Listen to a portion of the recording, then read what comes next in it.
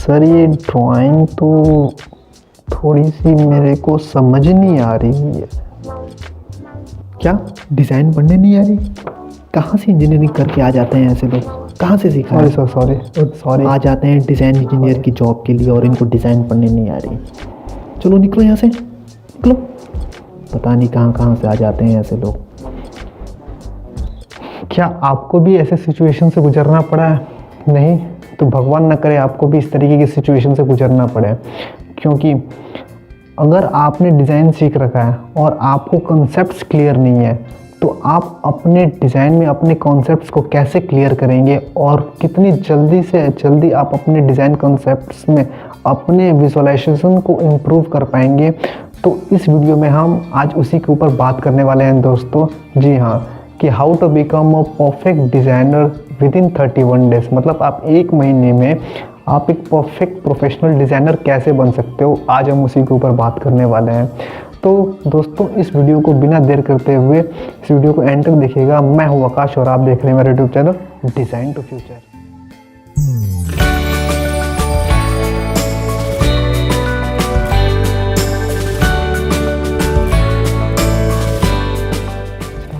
तो इस वीडियो में मैं आपको बताऊंगा कुछ ऐसे स्टेप्स और उन स्टेप्स को फॉलो करके आपको पूरे महीने उसको फॉलो करना है। जो जो स्टेप्स मैं बताऊंगा हर एक स्टेप्स के अंदर अलग अलग कैटेगरीज है और उन कैटेगरीज को मैं आपको डिफाइन करूंगा और उन कैटेगरीज को आपको स्ट्रिक्टली फॉलो करना है। और अगर आप उसमें लैग करोगे, आप उसमें कॉम्प्रोमाइज़ करोगे तो फिर मैं इसकी गारंटी नहीं ले सकता। आपको अगर मुझ पे ट्रस्ट है तो आपको प्लीज़ इस चीज़ को फॉलो करना पड़ेगा पूरे एक महीने डेडिकेशन के साथ। तभी आप अपने सॉफ्टवेयर में जो भी आप सॉफ्टवेयर सीखते हो उसमें आप परफेक्ट हो पाओगे और कहीं पे इंटरव्यू देने लायक हो जाओगे, ताकि वहाँ पे आपकी जॉब आसानी से लग जाए, ताकि वहाँ पे आपको इस तरीके का सिचुएशन ना देखना पड़े। तो सबसे पहला जो स्टेप है, आपको डे 1 से क्या करना है कि बेसिक फंडामेंटल्स आपको इम्प्रूव करना है। बेसिक फंडामेंटल्स के अंदर क्या क्या चीज़ें हैं? बेसिक फंडामेंटल्स जैसे आपको फर्स्ट ईयर में आप इंजीनियरिंग ड्राइंग की बुक आप पढ़ते थे, तो जैसे PS गिल की इंजीनियरिंग ड्राइंग की बुक आती थी, किसी भी राइटर की बुक आती थी, आपको उसको उठाना है और आपको डे 1 से उसको पूरा नहीं पढ़ना। उसके अंदर कुछ टॉपिक्स है वो मैं आपको बता दूँ क्या क्या पढ़ने हैं। जैसे आपको एंगल ऑफ प्रोजेक्शन पढ़ने हैं, टाइप ऑफ व्यूज़ कैसे कितने कितने होते हैं, जैसे ऑर्थोगोनल व्यूज़ और आइसोमेट्रिक व्यूज़, इस तरीके कितने व्यूज़ होते हैं वो आपको पढ़ने हैं। Type of line, type of geometries आपको पढ़नी है, ज्योमेट्रिक डायमेंशन एंड टॉलरेंस पढ़ने हैं, डायमेंशनिंग सिस्टम्स पढ़ने हैं। देन आपको टाइटल ब्लॉक के स्टैंडर्ड्स पढ़ने हैं, शीट के स्टैंडर्ड्स पढ़ने हैं, ये सारी चीज़ें पढ़नी है आपको। और ये पढ़ने के बाद से आपको हैंडबुक उठाना है मेडिजी का। उम्मीद करता हूँ आप लोग सारे लोगों ने मेडिजी के बारे में सुना होगा और उसकी एक हैंडबुक आती है इस तरीके की। आपको उस हैंडबुक को उठाना है, या फिर आपके पास कोई भी एक हैंडबुक हो जिसमें समराइज्ड पूरे मैकेनिकल इंजीनियरिंग के सब्जेक्ट्स का समराइज दिया हुआ हो। उसके अंदर हर एक सब्जेक्ट्स के टॉपिक्स पढ़ने हैं जो बेसिक टॉपिक्स होते हैं। सपोज एग्जाम्पल आप मशीन डिज़ाइन लिए, मशीन डिज़ाइन के अंदर जो बेसिक चीज़ें हैं, स्ट्रेंथ ऑफ मटीरियल हो गया, उसके अंदर जो बेसिक चीज़ें हैं, जैसे आपका थर्मोडायनेमिक्स हो गया, उसके अंदर जो बेसिक चीज़ें हैं। थर्मोडायनेमिक्स के अंदर आपको एग्जांपल में लेके बताऊं, जैसे हीट फ्लक्स क्या होता है, थर्मोडायनेमिक्स के तीनों लॉस की क्या क्या है, वो सारी चीज़ें पढ़नी है। हीट एंड मास ट्रांसफ़र के अंदर क्या क्या चीज़ें होती हैं और हीट ट्रांसफ़र के मोड कितने तरीके होते हैं वो सब पढ़ना है। ठीक है, तो मतलब बेसिक चीज़ें आपको पढ़नी है। जैसे आपको सोम के अंदर या सोम मटेरियल साइंस के अंदर आपको मटेरियल की प्रॉपर्टीज़ पढ़नी है। मटेरियल साइंस तो सबसे ज़्यादा इंपॉर्टेंट है एज अ डिज़ाइनर के लिए। तो आपको मटेरियल साइंस के अंदर क्या क्या चीज़ें हैं, जैसे टाइप ऑफ मटेरियल की तरीके होती हैं और इंडस्ट्री में क्या क्या स्टैंडर्ड होते हैं, ये आपको गूगल करके एक बार पढ़ना पड़ेगा। कि जैसे आप माइल्ड स्टील के क्या कौन से स्टैंडर्ड इंडस्ट्रीज़ में मैक्सिमम यूज़ किए जाते हैं। फॉर एग्जांपल माइल्ड स्टील आपका ANSI आपको यूज़ किया जाता है 304, SS 304 यूज़ किया जाता है स्टेनलेस स्टील के लिए सबसे ज़्यादा। 2062 आपको यूज़ किया जाता है माइल्ड स्टील का, सबसे ज़्यादा यूज़ किया जाता है। EN8 यूज़ किया जाता है। तो ये सारी चीज़ें आपको स्टार्टिंग के 3 दिन कंटिन्यू पढ़ने हैं, आपको बेसिक कंसेप्ट क्लियर करने हैं। ठीक है, अब आते हैं फोर्थ डे में आपको अपने 2D ड्राइंग से स्टार्ट करना है। आप वॉटेवर कोई भी सॉफ्टवेयर यूज़ करते हो, सपोज आप यूज़ करते हो ऑटोकैड, या फिर सॉलिडवर्क्स या फिर कैटिया या फिर क्रियो एनएक्स वॉटेवर जो भी आप 3D सॉफ्टवेयर यूज़ करते हो या कोई सिविल के 3D सॉफ्टवेयर यूज़ करते हो, आर्किटेक्चर के यूज़ करते हो, तो उसमें सबसे पहले आपको क्या करना है, आपको सबसे पहले 2D ड्राइंग से स्टार्ट करना है। 2D ड्राइंग में क्या स्टार्ट करना है आपको, सबसे पहले आप अपने बेसिक जो कमांड्स होते हैं उनको क्लियर करोगे। जैसे आपका हो गया 2D के ऑटोकैड के अंदर जितने भी 2D के कमांड्स हैं वो आप सारे लर्न करोगे। अगर आप पहले से लर्न कर चुके हो तो उनको क्लियर करोगे, एक बार रिवाइज करोगे। देन आपको ड्राइंग बनाना स्टार्ट करना है। ड्राइंग कैसे बनाना है उसका प्रोसेस मैं आपको बता दे रहा हूँ। सबसे पहले 1 व्यूज़ वाली ड्राइंग बनाना है आपको, मतलब उस ड्राइंग को पहले पकड़ना है जिसमें केवल एक व्यू दिया हो और उसके अंदर पूरी डायमेंशंस दी हुई हो, मतलब उस एक व्यू से आपको ड्राइंग बनानी है, ठीक है।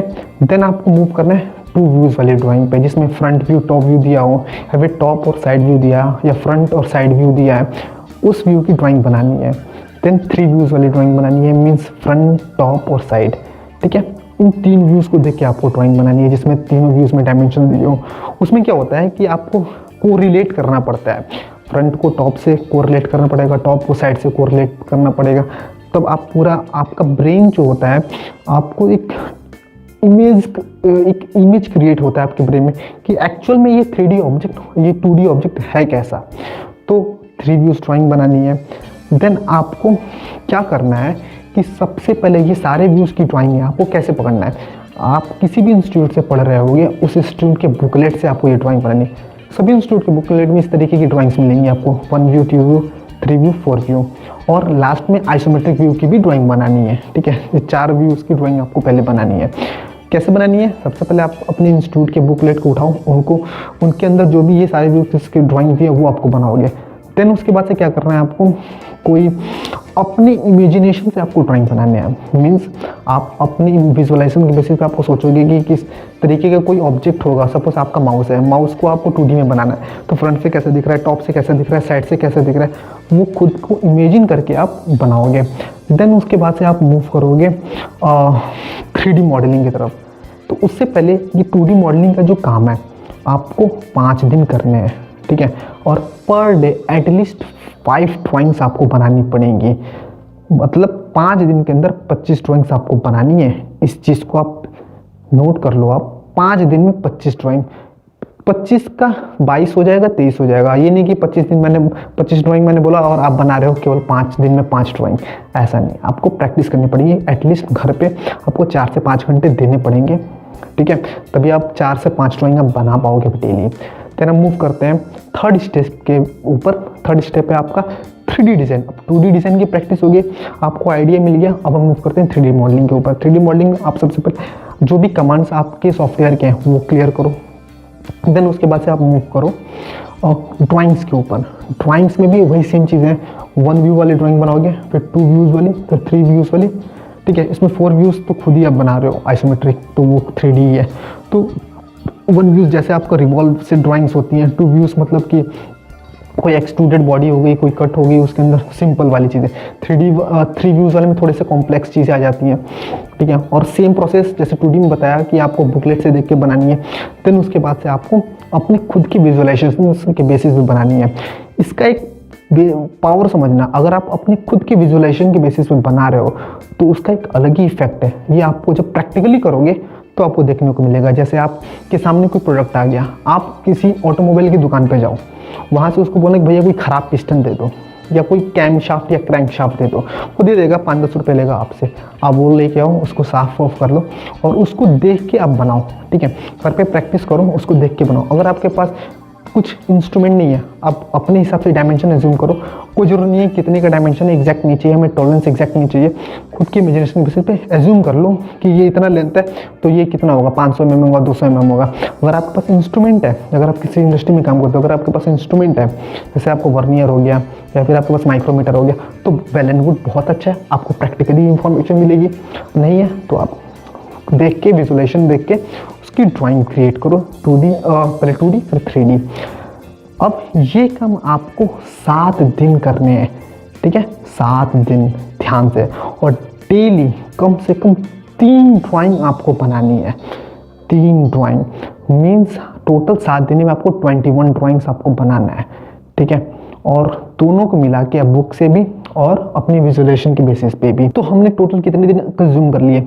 स्टार्टिंग के 3 दिन तो हमने कंसेप्ट क्लियर करने में लगाए, और फिर नेक्स्ट के 5 दिन जो है हमने 2D सीखने में लगाया, टोटल 8 दिन। फिर नेक्स्ट के 7 दिन हमने 3D के लिए लगाया, यानी 8 और 7 15 डेज हमने कंज्यूम कर लिया। अब 16 डेज से आपको क्या करना है? असेंबली स्टार्ट करनी है। जी हाँ, असेंबली आपको करनी है। असेंबली आपने जो भी 3D मॉडल बना रखा है उनके बेसिस पे असेंबली करनी है, या फिर आप अपने बुकलेट से उठाओ, बुकलेट के अंदर जो भी असेंबली दे रखा है उसको बना लो। और असेंबली में भी आपको पार्ट मोल्डिंग ही करना पड़ेगा, बाद में आप असेंबली करोगे। असेंबली के लिए ज़्यादा कोई हार्ड एंड फास्ट टूल नहीं है। असेंबली के अंदर लिमिटेड कमांड्स होती हैं, लेकिन एक कमांड का कितने तरीके से आप यूज़ कर सकते हो वो अप टू यू, आप किस तरीके से यूज़ करोगे। तो ज़्यादा से ज़्यादा आपको प्रैक्टिस करना है असेंबलीज़ की, ज़्यादा से ज़्यादा 3D मॉडल बनाने हैं और ज़्यादा से ज़्यादा असेंबलीज़ क्रिएट करनी है, ठीक है। और सबसे पहले वही मैंने चीज़ बताई, जैसे प्रीवियस में बताया कि आप बुकलेट को देख के कॉपी करके उसको बनाओगे, फिर उसके बाद से अपने मन में कोई चीज़ डिज़ाइन करोगे, सोचोगे और उसकी असेंबली करोगे। सपोज़ करो कि आप कोई 3D मॉडल है, जैसे आपको गियर बॉक्स हो गया, ठीक है। गियर बॉक्स में क्या क्या चीज़ें होती हैं गूगल कर लो आप, गियर बॉक्स के अंदर कितने तरीके की गियर होती हैं, ठीक है।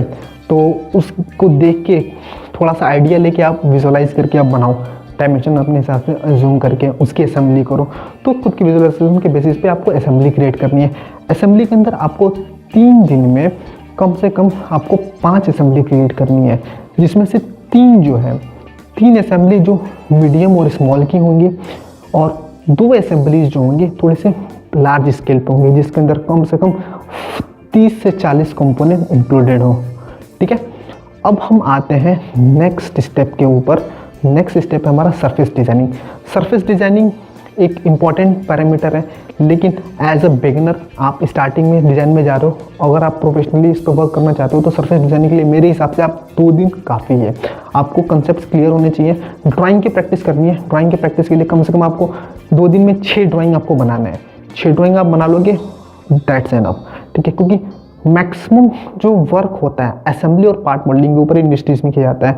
सरफेस मॉडलिंग के लिए अगर आपको डीप में जाना है तो स्पेसिफिकली सरफेस मॉडलिंग के कोर्सेज करने पड़ेंगे। जैसे आपको कैटीए के अंदर सरफेस मॉडलिंग का सबसे अच्छा एडवांटेज मिलता है। आपको एरोस्पेस इंजीनियरिंग में जाने के लिए, प्लास्टिक इंडस्ट्रीज में जाने के लिए आपको सरफेस मॉडलिंग का काफ़ी अच्छा यूज़ मिलता है। तो यहाँ के लिए आप 2 दिन दो आप सरफेस मॉडलिंग में, ठीक है, दैट्स एनफ। फिर हम मूव करेंगे नेक्स्ट स्टेप की तरफ, जो है हमारा sheet metal designing. Sheet metal designing में हम क्या करते हैं कि इसमें भी आपको 6 डिज़ाइन एनफ मेरे हिसाब से, ठीक है। 6 डिज़ाइन आप 2 दिन में बनाओगे, 2 दिन प्रैक्टिस करोगे शीट मेटल के। शीट मेटल के ऊपर ऑलरेडी मैंने काफ़ी सारे वीडियोस बना रखे हैं, जिसका लिंक मैंने डिस्क्रिप्शन बॉक्स में डाल दिया है। अब वहाँ से चेकआउट करके शीट मेटल के कंसेप्ट क्लियर कर लो, फिर उसके ऊपर डिज़ाइन बनाओ, जो 6 शीट मेटल के जो बेसिक पैरामीटर्स होते हैं। नेक्स्ट स्टेप ऊपर मूव करते हैं, जो कि हमारा वेल्डमेंट। वेल्डमेंट डिज़ाइन मतलब जैसे स्ट्रक्चर फ्रेम, जैसे आपका किसी ट्रस मॉडल का फ्रेम डिज़ाइन करना है, जैसे किसी बड़ी बड़ी इंडस्ट्री की जो शेड होती है उनको डिज़ाइनिंग करनी है, तो उसके लिए आप वेल्डमेंट डिज़ाइन करते हो। वो ज़्यादा टफ नहीं है मेरे ख्याल से, आप हाफ डे भी इस पे ऊपर कोई डिज़ाइन 2 या 3 डिज़ाइन बना लोगे, that's enough.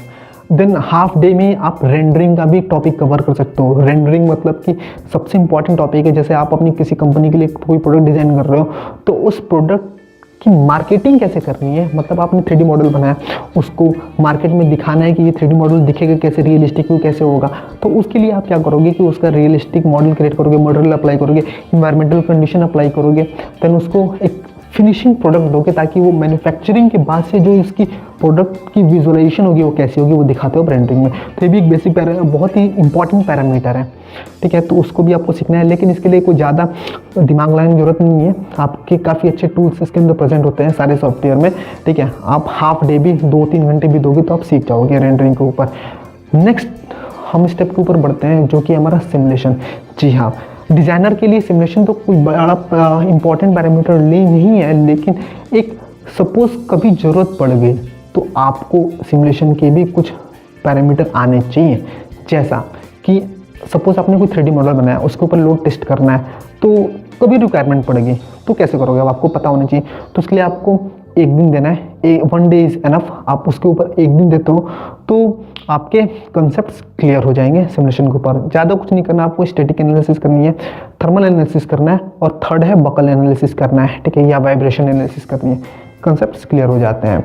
Okay, next step के ऊपर मूव करते हैं जो कि है आपका डिटेलिंग। जी हाँ, सबसे इंपॉर्टेंट टॉपिक। इसके लिए आपको फुल डे वर्क करना पड़ेगा। जी हाँ, मतलब 2 दिन आपको 6-6 घंटे वर्क करने पड़ेंगे। और इसमें आपको क्या करना है, डिटेलिंग के अंदर जो भी आपने प्रीवियस में प्रोडक्ट बना के सेव किया है, चाहे वो पार्ट मॉडलिंग का हो, चाहे असेंबली का हो, चाहे सरफेस का हो, चाहे शीट मेटल, चाहे वेल्डमेंट, किसी का भी हो, स्टार्टिंग से आपको लेके चलना है।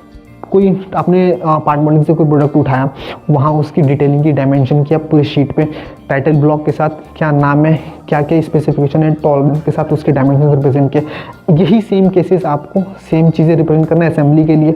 असेंबली में आपको BOM बनाना पड़ता है, बिल ऑफ मटेरियल बनाना पड़ता है, वो सब भी आपको देखना पड़ेगा। ऐसे ही सेम आपको सरफेस मॉडलिंग का कोई प्रोडक्ट होगा, उसको ऊपर डिटेलिंग करना है, फिर उसके बाद से शीट मेटल के ऊपर डिटेलिंग करना है। ठीक है, तो इन सब के प्रोडक्ट के ऊपर आपको जितना ज़्यादा होगा उतना ज़्यादा आप डिटेलिंग करके सेव करोगे आप।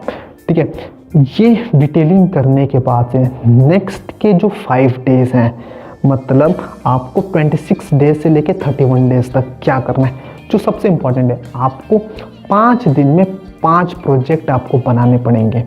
जी हाँ दोस्तों, और 5 प्रोजेक्ट जो हैं, पहला प्रोजेक्ट जो होगा आपका पार्ट मॉडलिंग से होगा, दूसरा प्रोजेक्ट जो होगा आपका असेंबली से होगा, तीसरा होगा सरफेस से, चौथा शीट मेटल से, और 5वां सबके कॉम्बिनेशन का होगा। जी हाँ दोस्तों, ये प्रोजेक्ट आपको कहीं मार्केट में नहीं मिलेंगे, कहीं गूगल कर सकते हो आप, लेकिन आपके खुद के थॉट के ऊपर आपको विजुअलाइज करके बनाना है।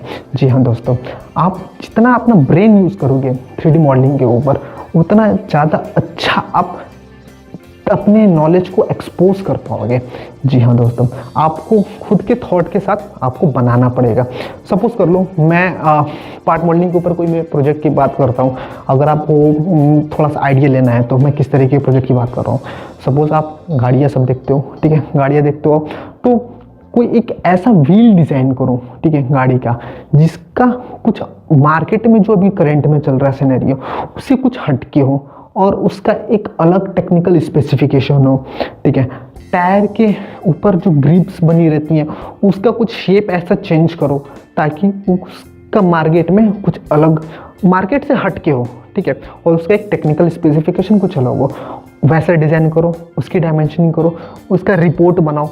जी हाँ दोस्तों, तो रिपोर्ट भी आपको बनाना पड़ेगा। ऐसी असेंबली के लिए सपोज करो आप असेंबली के कुछ चीज़ें आप बना रहे हो, सपोज जैसा कि मैंने गियर के लिए बात की, गियर बॉक्स के लिए कुछ अलग तरीके के गियर बॉक्स क्रिएट करो, या फिर कुछ ऐसा मोशन कंपोनेंट बनाओ। सपोज आप बेंच वाइज देखा है या फिर कोई लेथ मशीन देखा है, लेथ मशीन आप बना लो कुछ इस तरीके का। तो अपने थॉट के बेसिस पे आप खुद से सोच सकते हो कि किस तरीके की आप चीज़ें क्रिएट कर सकते हो, और सबके टॉपिक के ऊपर आप बनाना है। फिर लास्ट में एक ऐसा आपको थोड़ा बड़ा प्रोजेक्ट आपको बनाना पड़ेगा जो सारे चीज़ों का यूज़ हो, पार्ट भी हो, असेंबली हो, सरफेस भी हो, शीट मेटल भी हो। और प्रोजेक्ट आपने बना लिया और हर एक प्रोजेक्ट का एक रिपोर्ट रिप्रेजेंट करना है। क्योंकि इंडस्ट्रीज़ में क्या होता है, जब आप जाते हो तो एक डिज़ाइनर को केवल 3D मॉडल ही नहीं बनाना है, 2D मॉडल ही बनाना है कंप्यूटर पे, उसको एक रिप्रेजेंटेशन के लिए, अपने मैनेजमेंट को रिप्रेजेंट करने के लिए, अपने कलीग या क्लाइंट को रिप्रेजेंट करने के लिए एक रिपोर्ट भी प्रिपेयर करनी पड़ती है। तो आपको रिपोर्ट भी प्रिपेयर करनी आनी चाहिए, तो एक रिपोर्ट आपको बनाने पड़ेगा। हालांकि अब आजकल बहुत सारे सॉफ्टवेयर में, जैसे सॉल्टवर्क्स में ऑटोमेटिक रिपोर्ट जनरेट कर देता है, तो आपको ज़्यादा दिमाग लगाने की जरूरत नहीं है। वो एक प्रोफेशनली किस तरीके से रिप्रेजेंट करना है वो उसको आता है, सॉल्टवर्क्स को खुद ही रिप्रेजेंट करके दे देगा। लेकिन मोस्टली सॉफ्टवेयर में आपको मैनुअली करना पड़ता है, तो वो भी आपको आना चाहिए। तो ये सारे टॉपिक थे हमारे।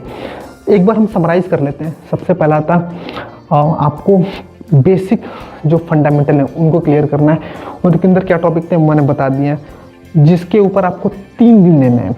देन दूसरा था हमारा 2D डिज़ाइन को के कॉन्सेप्ट्स को आपको क्लियर करना है, 2D डिज़ाइन के ऊपर वर्क करना है, जिसके ऊपर आपको 5 दिन देना है।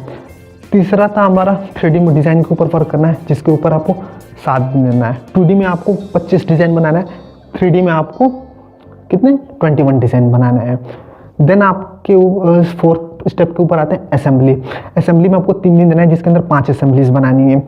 देन नेक्स्ट आते हैं हम सरफेस, जिसमें 6 डिज़ाइन बनानी है, 2 दिन देना है। शीट मेटल, इसमें भी 6 ड्राइंग और 2 दिन देना है। देन वेल्डमेंट और रेंडर को आपको हाफ डे मतलब टोटल एक दिन में कवर करना है। देन आपको सिमुलेशन के ऊपर आपको एक दिन देना है।